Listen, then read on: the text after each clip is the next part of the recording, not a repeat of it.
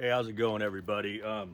This video has been kind of a while coming. I just didn't have a lot of good weather this past winter, and when it was sunny with decent lighting and all of that, it was really cold. And as I get older, I'm starting to think Arizona has a lot of appeal in the winter. But anyway, what I wanted to talk to you about is the upgrades or the major differences between the regular Zero Gen 2 that I'm wearing here normally, and the new Clogger Zero Ultra. Okay, and there are some significant differences, and I'll kind of start from the waistband down. So the first thing is you have loops. Let me try to get closer here so you can see those loops for your suspenders, or as they call it in some parts of the world, your braces. Another thing that I really like is there's now a rear pocket. I love the fact that it doesn't have a zipper and doesn't have Velcro. It's just a simple rear pocket with a little flap over it. Right, as we're moving down, I'll just talk about the fabric on the rear of the pants is the temp regulation fabric that's on the Gen 2 Zeros, okay?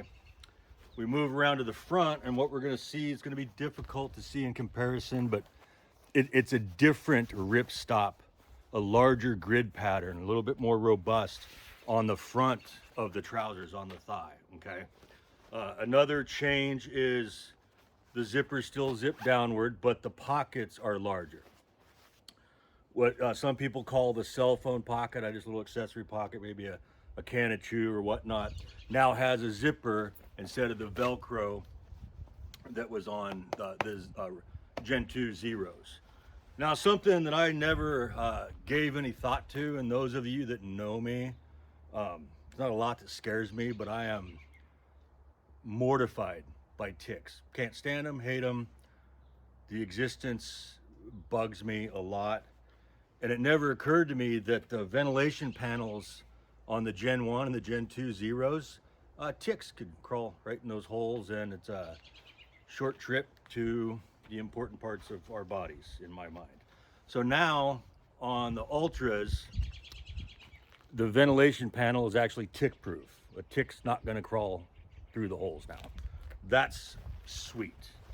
Big deal in my mind, okay? Something I forgot to mention when I said I was gonna go waistband down. Zenitech Clogger decided a little tracking device, or whatever this is, not gonna happen. I got rid of that immediately. It's right there in the hem and the rear of your pants. Apparently you can tap your phone on it and, you know, whatever. Not doing that. All set. Thanks, Clogger Pete. Thanks, Lincoln.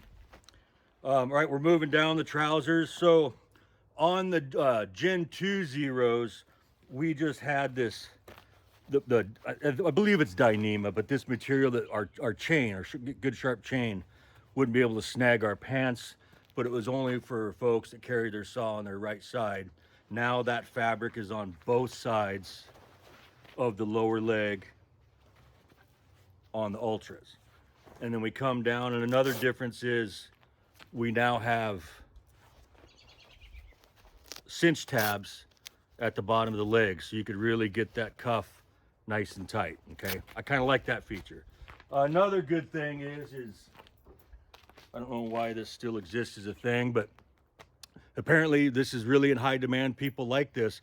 But what I like about this big plastic buckle is it makes it really easy to get my trauma shears and cut it off and get rid of it. Because I don't like snagging my big toe on that when I go to put my trousers on. But if you like that little thing where you can turn the bottom of your trousers into sort of gaiters, if you will, and hook that in your boot laces, you're good to go. So big improvement on the Ultras. They are a little bit more expensive because there's obviously a little bit more labor materials into them. Still Clogger quality, they fit great. You can step high, you can run through the brush. Going to be slightly heavier than the Gen 2s. I think it's like 1/10 of a pound on a pair of mediums, so we'll call these 2.2 pounds for a pair of these. So still Gen 2, but these are the Zero Ultras with the improvements that I've stated. Available at WesSpur Tree Equipment. Thank you.